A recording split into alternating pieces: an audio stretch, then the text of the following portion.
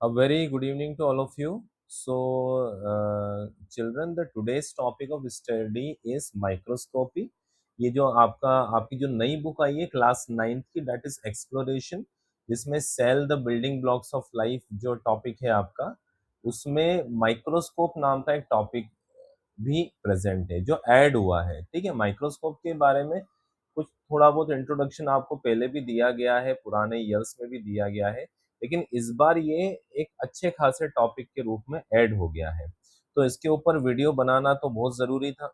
दूसरी बात, ये एडवांस के टॉपिक में और ज़्यादा इलेबोरेटेड वे में इसको ऐड कर दिया गया है। ठीक है, तो let's start with this topic, that is microscope and microscopy. आपको पता है कि माइक्रोस्कोप का क्या यूज है।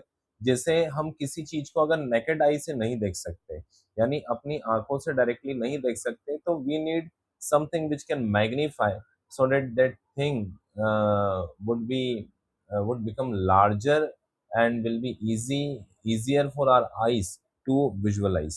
तो आप देखिए, जो माइक्रोस्कोप क्या करता है, वो उस चीज को मैग्नीफाई कर देता है, लार्जर कर देता है, बड़ा कर देता है, जिस कारण से आप देख पाते हैं।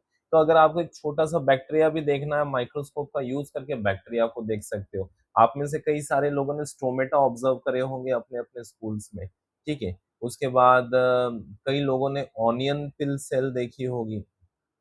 ठीक है, और कई बार आप चिक सेल देखते हैं, तो ये सब माइक्रोस्कोप की हेल्प से हम लोग देख पाते हैं। ये माइक्रोस्कोप है, आपके स्कूलों में ऐसा ही होता है ये माइक्रोस्कोप। ठीक है, इसी टाइप का, जो मतलब this is called as compound microscope, ये ऐसा ही दिखता है। तो हम लोग बात करते हैं हमको क्यों चाहिए, समझ में आ गया। कोर पर्पस वही माइक्रोस्कोपिक ऑर्गेनिज्म को विजुलाइज करना, और ये it bridges the gap between structural tissue levels and molecular biology. ठीक है, तो जो टिश्यू लेवल और मॉलिक्यूलर बायोलॉजी के बीच का जो गैप है, उसको ये फिलअप कर रहा है। और जो सेल थ्योरी है, ठीक है, इवन आपको पता है जब सेल की डिस्कवरी हुई तो रॉबर्ट हुक ने 1665 में कॉर्क की लेयर में ही सेल को डिस्कवर करा था, that was a dead cell. ठीक है, इसी तरीके से जो सेल थ्योरी है जो शेल्डन और श्वान ने दी है, ये सब कुछ बिना माइक्रोस्कोप से संभव नहीं हो सकता, पॉसिबल नहीं हो सकता। अब देखिए, इसमें एक सबसे इंपॉर्टेंट चीज है कि मैग्निफिकेशन और रिजोल्यूशन में क्या अंतर है। तो मैग्नीफाई करने का मतलब किसी चीज को बड़ा कर देना, लेकिन उस चीज के बड़े होने से ऐसा कभी नहीं होता है कि कोई दो चीज जो पास पास है वो भी क्लियर दिखने लगे। चीज बड़ी होने पे कई बार ब्लर दिखती है। तो हम लोग क्या बोलते हैं कि चीजें क्लियर भी दिखना चाहिए, बड़ी भी दिखना चाहिए। तो माइक्रोस्कोप मैग्नीफाई कर रहा है और रिजॉल्व कर रहा है। तो हम लोग देख पा रहे हैं, जैसे आप माइक्रोस्कोप में ये 100x 400x ऐसा कुछ देखते हैं। देखो, ये है ऑब्जेक्टिव लेंस। कोई 10x का होता है, कोई 40x का होता है, कोई 100x का होता है। तो नंबर ऑफ ऑब्जेक्टिव लेंस पे डिपेंड करता है। या x का मतलब टाइम्स होता है। जैसे 10x है तो मतलब 10 टाइम्स वो मैग्नीफाई करके बड़ा बता रहा है। 40x है तो 40 टाइम्स बड़ा करके बता रहा है। 100x है तो 100 टाइम्स बड़ा करके बता रहा है। तो अगर हम बात करें 40x की, बात करते हैं, सपोज ये 40x का ऑब्जेक्टिव लेंस है, ये 40 टाइम्स मैग्नीफाई करता है। तो ये कैसे करता है? तो आप लोग बोलेंगे ऑब्जेक्टिव लेंस और आई पीस। ध्यान रखना, 40x का मैग्निफिकेशन है, लेकिन ये जरूरी नहीं कि ये ऑब्जेक्टिव लेंस 40x का हो। ठीक है, तो आपको बस इतना ध्यान रखना है कि अगर इस ऑब्जेक्टिव लेंस का सपोज मैग्निफिकेशन पावर 4x का है और आईपीस का 10x का है, तो 4 इंटू 10 40, तब जाके 40 टाइम्स वो बड़ा होके दिखाएगा। ये आप ध्यान रखिएगा। ठीक है, अगर ऑब्जेक्टिव लेंस का पावर ही 40x का है और इसका 10x का हो गया, तो 40 इंटू 10 हो जाएगा, वो 400 टाइम्स बड़ा कर देगा, मैग्नीफाई कर देगा। ठीक है, तो इसको आप थोड़ा ध्यान रखिएगा। किसी भी माइक्रोस्कोप में ये आईपीस है, इसको बॉडी ट्यूब कहते हैं। ये एडजस्टमेंट नॉब्स होते हैं, ये कोर्स होता है ना, थोड़ा रफ चलता है, और फाइन मतलब एकदम शार्प कर देना इमेज को, है ना। और ये आपको मिरर दिख रहा है, मिरर से लाइट टकरा के रिफ्लेक्ट करती है। ये इंक्लाइनेशन जॉइंट है, ये बेसल एरिया है जो थोड़ा सा हेवी होता है, ताकि ये पूरे बॉडी स्ट्रक्चर को होल्ड कर सके। ठीक है, ये रिवॉल्विंग नोज पीस बोल रखा है, ये एक्चुअली घूम जाती है, क्योंकि आपको 10x से देखना है कि 40x के देखना है कि 100x से देखना है, वो आप उसको घुमा घुमा के देख सकते हो। ठीक है, अब देखिए, रिजोल्यूशन मैंने आपको बता दिया, क्लियर कर देना, दो ऑब्जेक्ट, दो पॉइंट्स पास पास में है, वो अलग अलग दिखने लग जाए, डिस्टिंक्ट दिखने लग जाए, इसको हम रिजोल्यूशन कहते हैं। ठीक है, लिमिट ऑफ रिजोल्यूशन क्या है?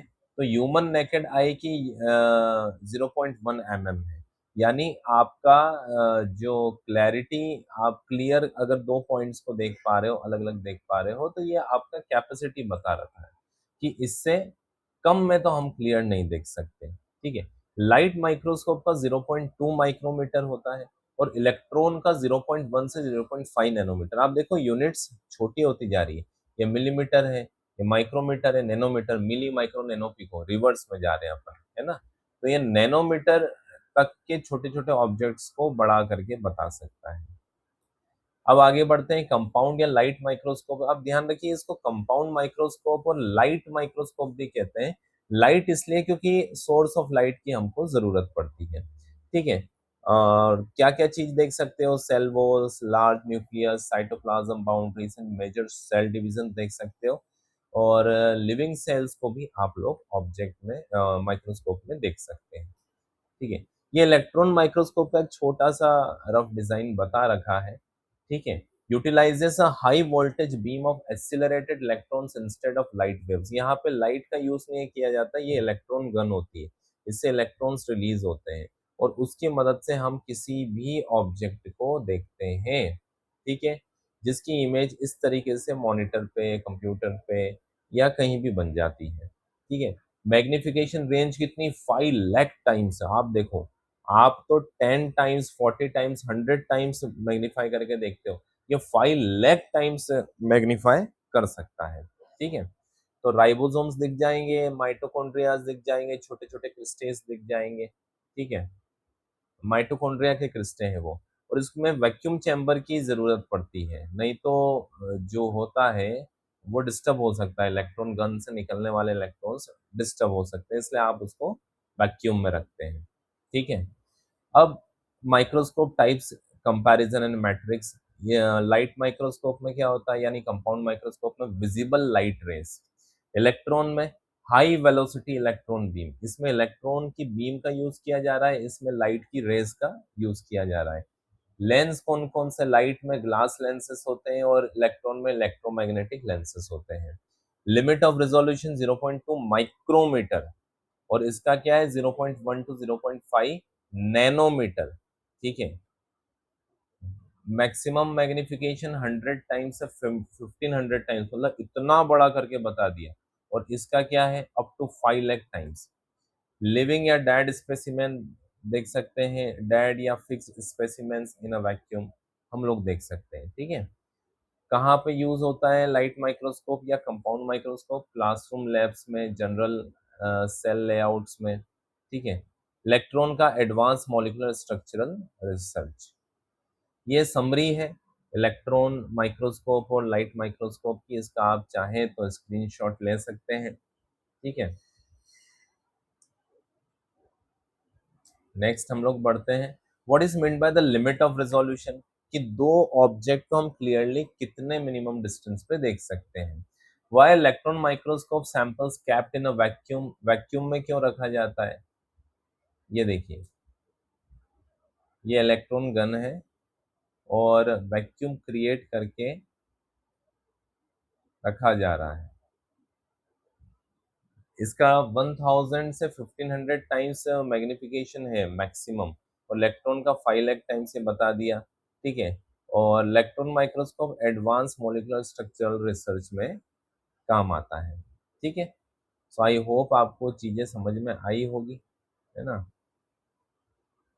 Limit of resolution of a light microscope क्या है? The wavelength of visible light waves, that is 0.2 micrometer limit.